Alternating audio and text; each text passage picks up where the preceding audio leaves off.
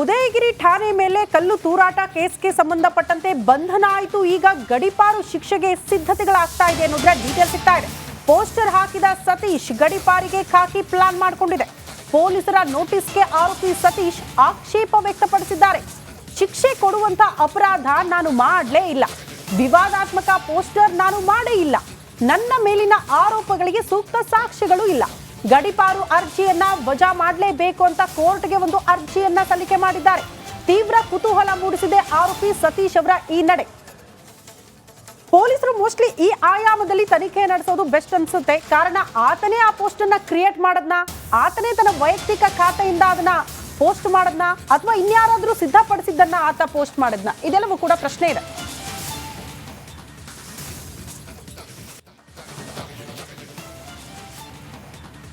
ಈಗ ಒಂದು ಸುರೇಶ್ ಅವನನ್ನ ಗಡಿಪಾರು ಮಾಡ್ತಾರಂತೆ, ಸತೀಶ್ ಗಡಿಪಾರು ಮಾಡ್ತಾರಂತೆ. ಅವನು ಈಗ ಹೇಳ್ತಾನೆ ನಾನು ಪೋಸ್ಟೇ ಮಾಡಿಲ್ಲ, ಮತ್ತೊಂದು ಮಾಡಿಲ್ಲ. ಮತ್ತೆ ಇವ್ರು ಅಜ್ಜ ಬಂದು ಮಾಡಿದ್ದಲ್ಲಿ ಮತ್ತೊಬ್ರು ಕಳಿಸಿದ್ದನ್ನು ಫಾರ್ವರ್ಡ್ ಮಾಡೋದು ಗೊತ್ತಿಲ್ವಾ ಏನಾಗತ್ತೆ ಅಂತ ಅಂದ್ಬಿಟ್ಟು. ಹೊಟ್ಟೆಗೆ ಅನ್ನ ತಾನೇ ತಿನ್ನೋದು, ಏನೆಲ್ಲ ಆಗ್ಬೋದು. ಅದು ಒಂಥರ ಇದು ಕೆಲವರಿಗೆ ಚೂಲದು ಶಿಕ್ಷಣ. ನಾನು ಹೇಳ್ತೀನಲ್ಲ, ಶಾಂತಿ ಕದಡೋದಕ್ಕೆ ಇವನು ಕಾರಣ ಆಗಿದ್ರೆ ಇವನು ಫಸ್ಟ್ ಎತ್ತಂಗಡಿ ಮಾಡಿ ನಂಬರ್ 1. ಆಮೇಲೆ ಇನ್ನೊಂದು ಹಂದಿ ಇತ್ತಲ್ಲ, ಅದು ಬೊಬ್ಬೆ ಹೊಡೆದ್ಬಿಟ್ಟು ಓಡೋಗ್ಬಿಟ್ಟಿತ್ತಲ್ಲ, ಇಡೀ ಕಲ್ಲೆಸೆಯೋದಕ್ಕೆ ಕಾರಣವಾಗಿತ್ತಲ್ಲ. ಯಾಕಂದರೆ ಆತನಿಗೆ ಪ್ರೊಟೆಸ್ಟ್ ಮಾಡೋದಕ್ಕೆ ಎಲ್ಲ ಅವಕಾಶಗಳಿದೆ, ಇಲ್ಲ ಅಂತಲ್ಲ. ನಾನು ಅದೇ ಹೇಳಿದೆ ನಿಮಗೆ. ಭಾರತ ಅಂತ ಹೇಳಿದ್ರೆ ಭಾರತದೊಂದು ಕಾನೂನು ಇರುತ್ತೆ.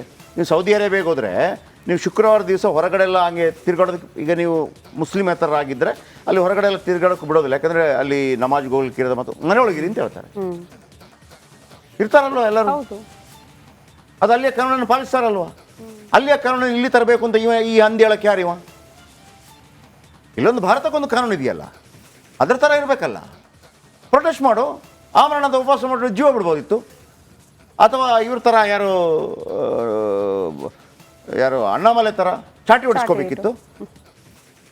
ಅದಕ್ಕೆ ಅವಕಾಶ ಇದೆಯಲ್ಲ. ನಾನು ಆಹಾರ ಮುಟ್ಟಲ್ಲಪ್ಪ, ಅವನನ್ನು ಬಂಧನ ಆಗೋ ತನಕ ಆಹಾರ ಮುಟ್ಟಲ್ಲಪ್ಪ. ಯಾಕೆ ಆಗಲ್ವಾ? ಬಿರಿಯಾನಿ ಬೇಕಿತ್ತಾ? ಅದಾಗಲ್ಲ. ಮೈಕದಲ್ಲಿ ಬೊಬ್ಬೆ ಹೊಡೆದು ಓಡೋಗ್ಬಿಡೋದು.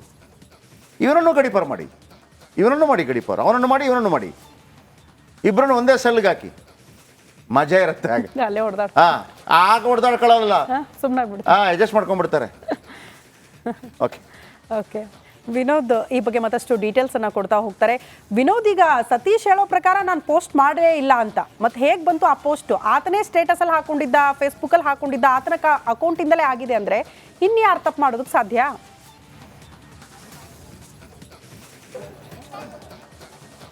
ಶ್ರುತಿ, ಇದೇ ಈಗ ಸಾಕಷ್ಟು ಪ್ರಶ್ನೆಗಳನ್ನ ಹುಟ್ಟಾಗ್ತಾ ಇರುವಂಥದ್ದು. ಪೊಲೀಸರು ಯಾವ ರೀತಿಯಾಗಿ ತನಿಖೆಯನ್ನು ಮಾಡಿದ್ದಾರೆ ಅನ್ನುವಂಥದ್ದು ಇದರಲ್ಲಿ ಭಾಳ ಸ್ಪಷ್ಟವಾಗಿ ಗೊತ್ತಾಗ್ತಾ ಹೋಗ್ತಾ ಇರುವಂಥದ್ದು.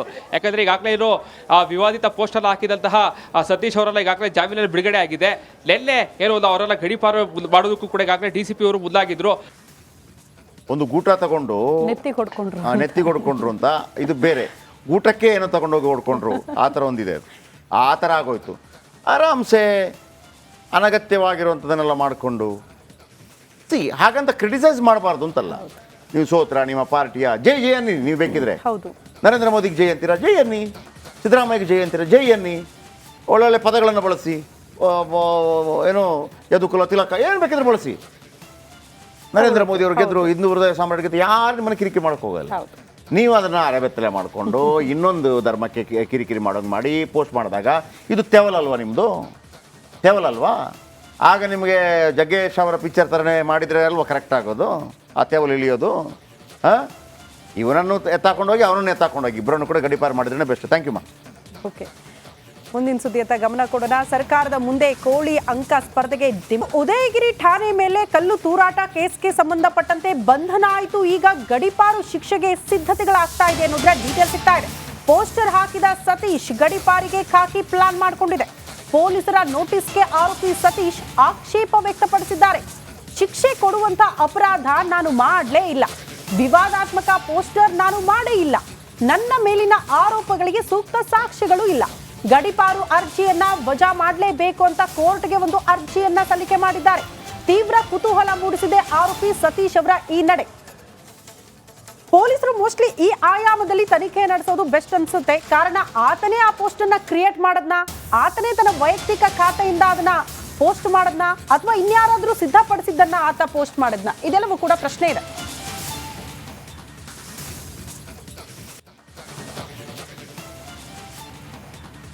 ಈಗ ಒಂದು ಸುರೇಶ್ ಅವನನ್ನು ಗಡೀಪಾರು ಮಾಡ್ತಾರಂತೆ, ಸತೀಶ್ ಗಡೀಪಾರು ಮಾಡ್ತಾರಂತೆ. ಅವನು ಈಗ ಹೇಳ್ತಾನೆ ನಾನು ಪೋಸ್ಟೇ ಮಾಡಿಲ್ಲ, ಮತ್ತೊಂದು ಮಾಡಿಲ್ಲ. ಮತ್ತೆ ಇವ್ರು ಅಜ್ಜ ಬಂದು ಮಾಡಿದ್ದಲ್ಲಿ ಮತ್ತೊಬ್ರು ಕಳಿಸಿದ್ದನ್ನು ಫಾರ್ವರ್ಡ್ ಮಾಡೋದು ಗೊತ್ತಿಲ್ವಾ ಏನಾಗುತ್ತೆ ಅಂತ ಅಂದ್ಬಿಟ್ಟು.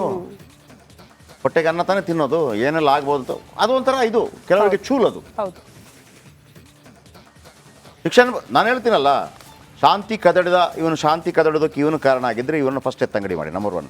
ಆಮೇಲೆ ಇನ್ನೊಂದು ಹಂದಿ ಇತ್ತಲ್ಲ, ಅದು ಬೊಬ್ಬೆ ಹೊಡೆದ್ಬಿಟ್ಟು ಓಡೋಗ್ಬಿಟ್ಟಿತ್ತಲ್ಲ, ಇಡೀ ಕಲ್ಲೆಸೆಯೋದಕ್ಕೆ ಕಾರಣವಾಗಿತ್ತಲ್ಲ. ಯಾಕಂದರೆ ಆತನಿಗೆ ಪ್ರೊಟೆಸ್ಟ್ ಮಾಡೋದಕ್ಕೆ ಎಲ್ಲ ಅವಕಾಶಗಳಿದೆ, ಇಲ್ಲ ಅಂತಲ್ಲ. ನಾನು ಅದೇ ಹೇಳಿದೆ ನಿಮಗೆ. ಭಾರತ ಅಂತ ಹೇಳಿದ್ರೆ ಭಾರತದೊಂದು ಕಾನೂನು ಇರುತ್ತೆ. ನೀವು ಸೌದಿ ಅರೇಬಿಯಾಗೆ ಹೋದರೆ ನೀವು ಶುಕ್ರವಾರ ದಿವಸ ಹೊರಗಡೆ ಎಲ್ಲ ಹಂಗೆ ತಿರ್ಗಾಡೋದಕ್ಕೆ, ಈಗ ನೀವು ಮುಸ್ಲಿಮೇತರಾಗಿದ್ದರೆ ಅಲ್ಲಿ ಹೊರಗಡೆ ಎಲ್ಲ ತಿರ್ಗಾಡೋಕ್ಕೆ ಬಿಡೋದಿಲ್ಲ. ಯಾಕಂದರೆ ಅಲ್ಲಿ ನಮಾಜ್ಗೆ ಹೋಗ್ಲಿಕ್ಕಿರೋದು ಮತ್ತು ಮನೆಯೊಳಗಿರಿ ಅಂತ ಹೇಳ್ತಾರೆ. ಇರ್ತಾರಲ್ವ ಎಲ್ಲರೂ, ಅದು ಅಲ್ಲಿಯ ಕಾನೂನನ್ನು ಪಾಲಿಸ್ತಾರಲ್ವ. ಅಲ್ಲಿಯ ಕಾನೂನನ್ನು ಇಲ್ಲಿ ತರಬೇಕು ಅಂತ ಈ ಹಂದಿ ಹೇಳಕ್ಕೆ ಯಾರಿವ?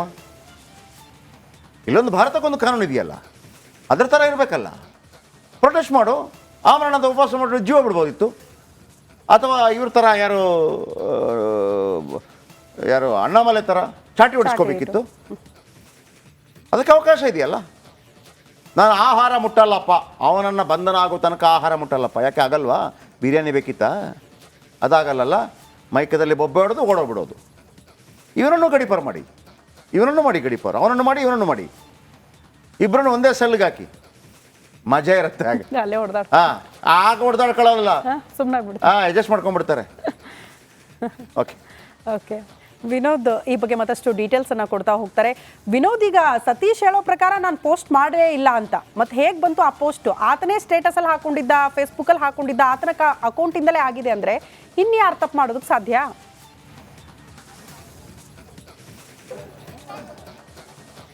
ಶ್ರುತಿ, ಇದೇ ಈಗ ಸಾಕಷ್ಟು ಪ್ರಶ್ನೆಗಳನ್ನ ಹುಟ್ಟಾಗ್ತಾ ಇರುವಂಥದ್ದು.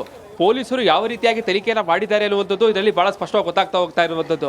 ಯಾಕಂದರೆ ಈಗಾಗಲೇ ಇರೋ ಆ ವಿವಾದಿತ ಪೋಸ್ಟನ್ನು ಹಾಕಿದಂತಹ ಸತೀಶ್ ಅವರೆಲ್ಲ ಈಗಾಗಲೇ ಜಾಮೀನಲ್ಲಿ ಬಿಡುಗಡೆ ಆಗಿದೆ. ನೆನ್ನೆ ಏನೋ ಅವರೆಲ್ಲ ಗಡೀಪಾರು ಮಾಡೋದಕ್ಕೂ ಕೂಡ ಈಗಾಗಲೇ DCP ಅವರು ಮುಂದಾಗಿದ್ರು. ಒಂದು ಗೂಟ ತಗೊಂಡು ನೆತ್ತಿ ಹೊಡ್ಕೊಂಡ್ರು ಅಂತ, ಇದು ಬೇರೆ ಊಟಕ್ಕೆ ಏನೋ ತಗೊಂಡೋಗಿ ಹೊಡ್ಕೊಂಡ್ರು, ಆ ಥರ ಒಂದಿದೆ. ಆ ಥರ ಆಗೋಯ್ತು. ಆರಾಮ್ಸೆ ಅನಗತ್ಯವಾಗಿರುವಂಥದ್ದನ್ನೆಲ್ಲ ಮಾಡಿಕೊಂಡು ಹಾಗಂತ ಕ್ರಿಟಿಸೈಸ್ ಮಾಡಬಾರ್ದು ಅಂತಲ್ಲ. ನೀವು ಸೋತ್ರ ನಿಮ್ಮ ಪಾರ್ಟಿಯ ಜೈ ಅನ್ನಿ, ನೀವು ಬೇಕಿದ್ರೆ ನರೇಂದ್ರ ಮೋದಿಗೆ ಜೈ ಅಂತೀರಾ, ಜೈ ಅನ್ನಿ. ಸಿದ್ದರಾಮಯ್ಯಗೆ ಜೈ ಅಂತೀರಾ, ಜೈ ಅನ್ನಿ. ಒಳ್ಳೊಳ್ಳೆ ಪದಗಳನ್ನು ಬಳಸಿ, ಏನೋ ಯದುಕುಲ ತಿಲಕ ಏನು ಬೇಕಿದ್ರೆ ಬಳಸಿ. ನರೇಂದ್ರ ಮೋದಿ ಅವರು ಗೆದ್ರು, ಹಿಂದೂ ಹೃದಯ ಸಾಮ್ರಾಜ್ಯಕ್ಕೆ ಯಾರು ನಿಮ್ಮನ್ನು ಕಿರಿಕಿರಿ ಮಾಡೋಕೆ ಹೋಗಲ್ಲ. ನೀವು ಅದನ್ನು ಅರೆಬೆತ್ತಲೆ ಮಾಡಿಕೊಂಡು ಇನ್ನೊಂದು ಧರ್ಮಕ್ಕೆ ಕಿರಿಕಿರಿ ಮಾಡೋದು ಮಾಡಿ ಪೋಸ್ಟ್ ಮಾಡಿದಾಗ ಇದು ತೆವಲಲ್ವಾ? ನಿಮ್ಮದು ತೆವಲಲ್ವಾ? ಆಗ ನಿಮಗೆ ಜಗ್ಗೇಶ್ ಅವರ ಪಿಕ್ಚರ್ ಥರನೇ ಮಾಡಿದರೆ ಅಲ್ವಾ ಕರೆಕ್ಟ್ ಆಗೋದು, ಆ ತೆವಲು ಇಳಿಯೋದು. ಇವನನ್ನು ಎತ್ತಾಕೊಂಡೋಗಿ ಅವನನ್ನು ಎತ್ತಾಕೊಂಡೋಗಿ ಇಬ್ಬರನ್ನು ಕೂಡ ಗಡೀಪಾರು ಮಾಡಿದ್ರೆ ಬೆಸ್ಟ್. ಥ್ಯಾಂಕ್ ಯು ಮಾ. ಓಕೆ, ಮುಂದಿನ ಸುದ್ದಿಯತ್ತ ಗಮನ ಕೊಡೋಣ. ಸರ್ಕಾರದ ಮುಂದೆ ಕೋಳಿ ಅಂಕ ಸ್ಪರ್ಧೆಗೆ